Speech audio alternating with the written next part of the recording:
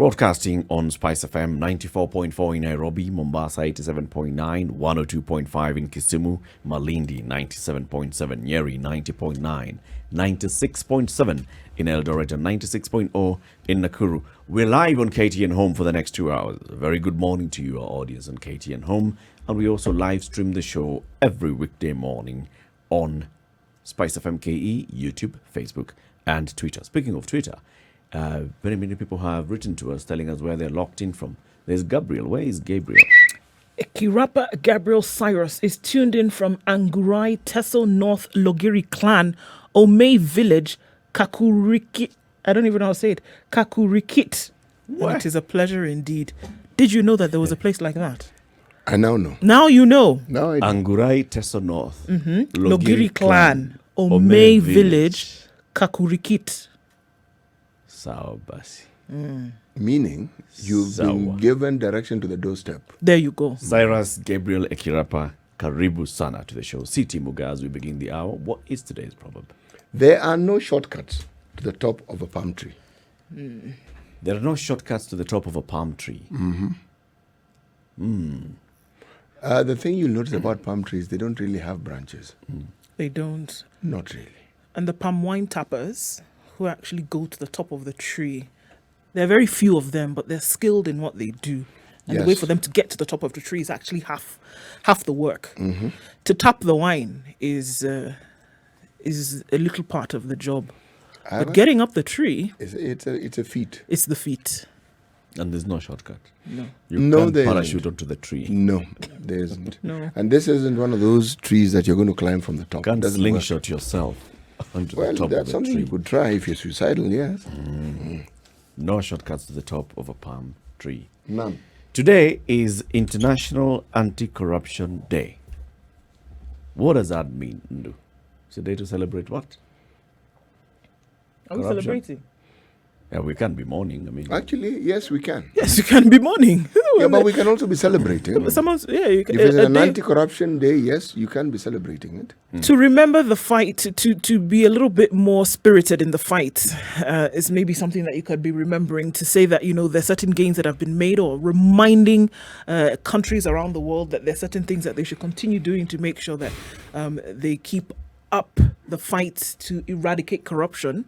It could be also celebrating the wins that have been made over time, whereby 10 years ago, for example, we weren't really fighting it. Today, fighting it a lot better, coming up with solutions that previously you didn't have. So it looks like it's a commemoration, it's a remembrance, it's a reminder of things that should be done for the fight against corruption. I would take the discussion even further. That you even have a day, and it's called an international day, means that you have come to understand corruption as being a fundamental issue that affects the lives of people adversely. Such that it's not something that you're just going to sort of like sneeze by or glaze over. No. You have to have a specific day when you think about it, and all the issues that you've raised, yes, come into being. In essence, give the discussion around it life. And let it not be something that just happens briefly and then is quickly forgotten. No. So it's mainstreaming the issue of corruption. Renewing the commitment. I will say no more on the subject because my dear friend Eric here has hit the proverbial nail on the head. Okay. Mainstreaming it. Hope the head bleeds. Let's talk to the Ethics and Anti-Corruption Commission. Speaking to the head of corporate communications, Phillip Kagucia, our good friend, and he's on the line. Good morning, Phillip. Good morning, Eric. Welcome to the Situation Room, Phillip. Thank you for having me back. Good morning to Ndu and CT as well. Phillip, good morning. Good morning, Phillip. Yeah. So let's start from here. What are we celebrating this day? Are we marking this day? Are we mourning anti-corruption? Well, I would say probably the first day. We are celebrating the day. We are marking it. We are commemorating it. I think this is one of those things where you pause for a minute, you take stock, because the Republic of Kenya is a signatory to the United Nations Convention Against Corruption. And that international treaty which we signed is part of Kenyan law, because if you look at our constitution, our constitution says under Article 26 that whatever treaty Kenya signs is now part of Kenyan law. So this is part of what we will be doing going forward. It's exactly what you mentioned, Latif. You said it's mainstreaming. This is part of our culture now. Now, the institution that is given the responsibility to commemorate this day is EACC. And that is why we're coming together today, the 9th of December, and we've been doing this the 9th of December every year to commemorate the International Anti-Corruption Day. If I may just mention, Latif, we are doing this across the country, but this year in particular, we are holding this event in 3 counties. We are in Nandi, we are in Nyamira County, but the main event is in Kiambu County. Why those 3? Since we started celebrating or commemorating the International Anti-Corruption Day, we have been going across the country, and out of 47 counties, we have already hit 35. So it's a process of mapping the country and trying to reach the people who we haven't reached before. And what are you trying to reach them with, Phillip? When you say reach them, is it some kind of information you're trying to spread, continuing the fight? What is it we're reaching people with? Absolutely. Even just this phenomenon of corruption, there are people who have not internalized it. When I think about corruption, I remember how we dealt with HIV/AIDS maybe 30 years ago. It took us a long time to actually internalize it. And if you go back in history and research, the very first instances of HIV/AIDS, that disease was attributed to all manner of things except human behavior. So it took a lot of time, a lot of effort for people to internalize, and that is what we're trying to do. We're trying to reach as many people as possible, make them aware of this phenomenon of corruption and not how it is affecting their lives, and maybe persuade them to join us in the war against graft. I may just mention that the theme for this year is to recover with integrity, because as you all know, we have been ravaged by this COVID-19 pandemic, and corruption is insidious. It exploits a crisis like what we are going through, and the theme that came to us from the United Nations is recover with integrity. When you think about corruption in this country, like we are saying, it's become such a normal thing that every new day we'll talk about corruption in one way or the other. There are things that the Anti-Corruption Commission will go out, like today there's a story that's out in the paper about a former senior police officer who's been penalized for participating in corruption. And then we have other corruption cases that are still ongoing. For example, you guys, I assume you're still investigating KEMSA. You still have others that you've been investigating. There's the medical supplies scheme, which the Senate has they didn't approve, but it's a matter that is under investigation. So many things that are happening in corruption. So many years since the first Anti-Corruption Commission was formed and Harun Moore was given the mandate to spearhead the fight, up to now, we are still seeing incidences of corruption. Shall we ever win this fight? That's a very accurate observation, and maybe I can break it down this way. The people who are committing these acts of corruption, they're not aliens. They're not coming from Mars. There are people like you and I. And corruption as a phenomenon is so complex, it permeates every fabric of society. And how you fight it is multi-pronged. We have, for example, EACC has a mandate to combat corruption through law enforcement. That is just one aspect of it. We have another aspect, which is prevention. We have another one, which is education, training, and public awareness. We have another one, which is promoting standards. We want people to conduct themselves ethically. When you put all these things together, drop by drop, you start improving. And I like the fact that you remember EACC in its previous incarnations, when it was the Kenya Anti-Corruption Commission, it was Kenya Anti-Corruption Authority. At one point, it was even an anti-corruption police unit.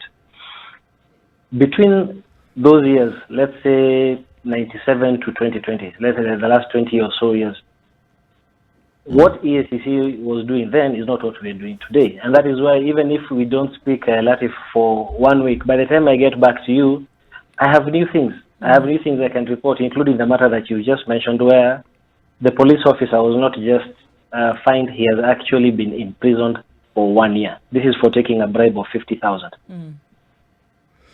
Okay. Philip, I want to go back to how you're going around the country, because there's the talking to Kenyans about corruption, and like you said, hoping that they join the EACC in this fight against corruption. I've always been a proponent of letting people know what a Kenya without corruption would look like. Is this incorporated in your message as you go around and speak? Like, if we don't have corruption, this is what would happen. If we don't have the thievery of public funds, this is what would happen. Because I tend to think that if you paint a picture for people of what their Kenya could look like, then they're able to understand then what corruption actually takes away from them, and then would be able to demand that such a thing is eradicated. Is this involved, or do you involve this approach in the work that you do? As I mentioned earlier, we have one of our responsibilities is to fight corruption, through prevention. And part of prevention is educating, training, and public awareness. And if you ever have the opportunity to sit through with our education officers and you listen to how they talk to the people on the ground, they start with what is corruption. Because, sometimes something happens to you, you have a land dispute and a boundary dispute, and because it is offending you or upsetting you, you still feel it's corruption. We have to distinguish those kind of things with corruption per se. Then after what is corruption, what are the effects of corruption? Then after what are the effects of corruption, who do you turn to? And we tell people you turn to EACC, and this is how you can report. Now, what you're proposing is the aspirational version, where you say, without corruption, this is what you do. But before you even get there, you have to show people this is what corruption is doing to you right now. Okay? If you can't get, if you can't travel properly because the roads are terrible, this is what corruption is doing to you. If you can't get medicine at your hospital, in the county, on the ground, this is what corruption is doing to you. So we have incorporated those things. The only difference is what you're proposing is aspirational, but we have to start with what people are recognizing immediately. There's something that I have been thinking of even as you were speaking. The analogy you gave about HIV. The one aspect of HIV that made it difficult to deal with was the stigma. And if I look at corruption in this country, corruption has been destigmatized. Yes, that will not come out positively, right? It's that's not meant. That's not how it's meant to come out. Yes, but I don't mean it to come out positively. I mean it as I'm saying it, because if people consider corruption to be something normal, something even to be proud of, all you do is you create a new palatable name for it. You call it struggling, you call it hustling, you call it kutafuta. You find some name for it, but essentially what you're doing is illegal, what you're doing is wrong. And so it is a normal part of our fabric. So that even the analogy of tea is overtaken. So that children are born and they grow up in an atmosphere where they believe it is actually normal to solve your problems by issuing a bribe. That's why I called it, we've destigmatized it. It is not, this wasn't always the case. Now, moving from this particular point to the point where people can actually understand that at the very heart of literally every problem we have in this country, economic and otherwise, there lies corruption. Does your training, sensitization, education have a component that seeks to move people's mind from where we are currently to a point where we actually are stigmatized by the very aspect of corruption? Because right now we are not. City, I really would like to appreciate that observation, because in essence, that is one of the biggest challenges in fighting corruption. Because as much as we complain about corruption and we want to point out that there's a traffic officer who's taking money, there's a kanjo guy who is harassing me in my kibanda, the truth is, internally, ourselves as individuals, we haven't rejected corruption. And I don't know if you're a religious person, City. There are those prayers where they say, do you Yes, I'm a religious person. Don't add very to it. Just leave it at religious. Yes, it is. So, I mean, if you're asked in church, do you reject Satan and all his, ills, and you say, I do, that is where we should be with corruption. But I think we pay a lot of lip service. We haven't really rejected corruption. And the best example I can give you is look at who our heroes are. Who are our role models? Which are these people we are celebrating? Is it the guy who has 10 gold rings, 10 chains? He's walking around with a posse. He's showing you photos of his house. There's bottles of gold label whiskey, and those are our heroes. And when you have the responsibility of fighting corruption, changing the hearts and minds of Kenyans is more difficult than all these other things we're doing. All these other technical solutions we can do, but changing the hearts and minds of Kenyans is difficult. And one of the things that perhaps going forward we can do is to change the narrative.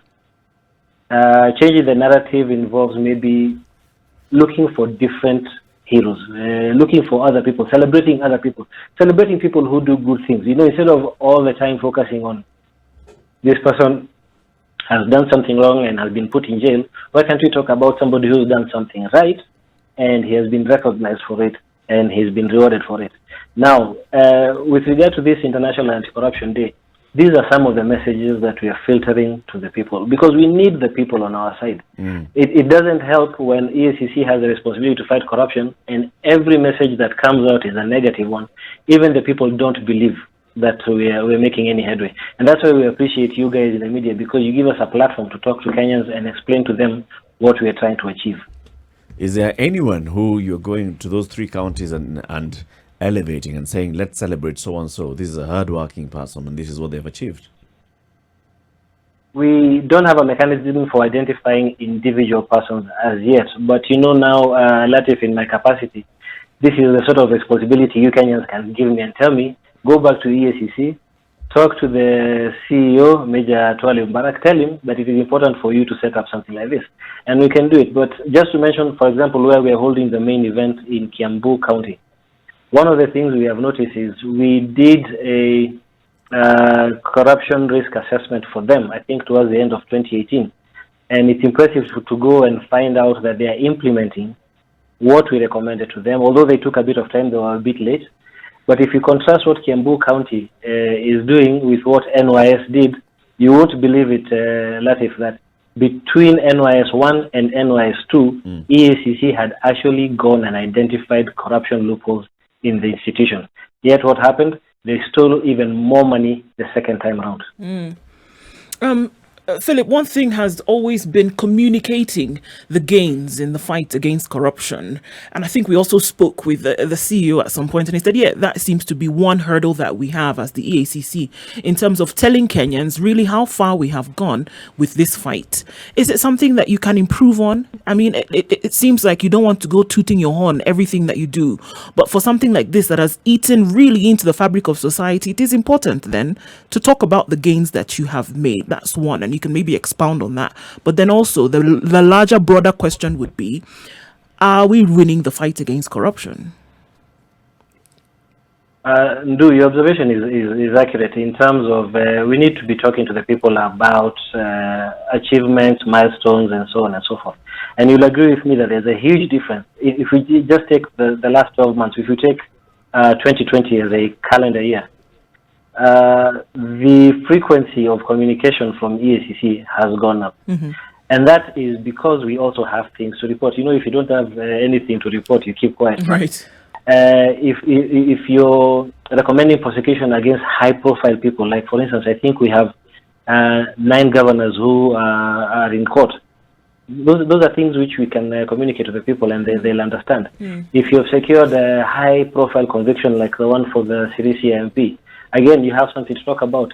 And equally important is what we are doing now with the recoveries. And I don't know if you guys are aware that just yesterday we got a favorable judgment to recover a parcel of land. I don't know if you remember, City, where the old Kenya School of Law used to be on Ralph Bunch Road. I remember.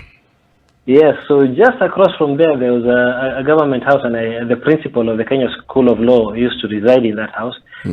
But they did some magendo and the house was transferred to a company. And we fought years and years in court. And we finally got judgment just yesterday. And, imagine that the house had gone and it's valued at 700 million.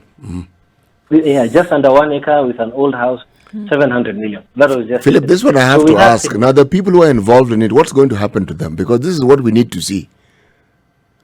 Are they going to be treated like some of these individuals we've seen where they are arrested, taken to a police cell for 7 weeks as investigations are going on?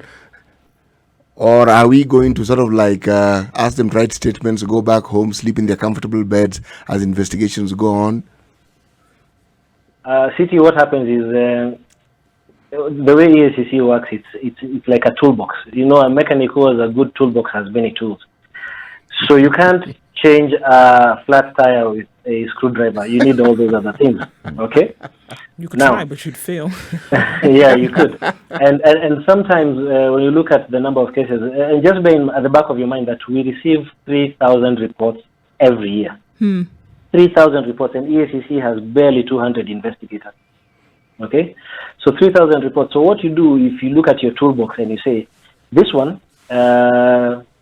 we need to prosecute. And I don't know if you remember when we were talking about some of the reasons we rely on to take up cases. We look at the value of what is involved. Like in this case, it's 700 billion. It's high value. Look at the personalities involved. If it's a governor, a member of parliament, a cabinet secretary, and then the public interest. But there's some technical challenges that you might encounter that will take you one path, which is one tool, as opposed to another. So, for instance, in this case, the path that you took is civil litigation to recover the asset. And it has just as big impact as prosecution, because you know what we've done? We have disincentivized the corrupt. We have taken away the thing that they were not sleeping trying to karabati. You know, they were trying to come up with this scheme, and after more than 10 years, we have taken it away from them. So it's a disincentive, yes. Okay. Okay, but you haven't said so. So those who are involved walk away. Oh, sorry, Eric. Just to answer your question, the process is parallel. You have a forensic investigation. Forensic means with the intention of prosecuting. That runs concurrently with the civil litigation. The beauty of the civil litigation is the threshold for evidence is on a balance of probabilities. So we have more chances of success when we start with that. The prosecution is beyond reasonable doubt. It's a bit difficult. If you think about a case which started more than 10 years ago, do we still have the witnesses? Do we still have the evidence? You know, all those obstacles that might come up. So it's much harder to go that way. All right. Philip, thank you very much for joining us this morning, and happy International Anti-Corruption Day to you and your team at the Ethics and Anti-Corruption Commission. Thank you, Eric. Perhaps maybe I can leave our listeners with just one message. Yes. And this is that this fight against corruption is not just an EACC thing. It's not just a law enforcement agency thing or a government thing. It affects us all in one way or another. So we should be feeling some kind of way about either reporting it or highlighting it. So we have all the platforms. You can report even anonymously. We have our website, www.eacc.go.ke. So please follow us. If you see the portal, if you have a report, you can report it anonymously. Asante sana. Phillip Kagucia is the head of corporate communications at the Ethics and Anti-Corruption Commission. Thank you very much, Phillip, and have a good day.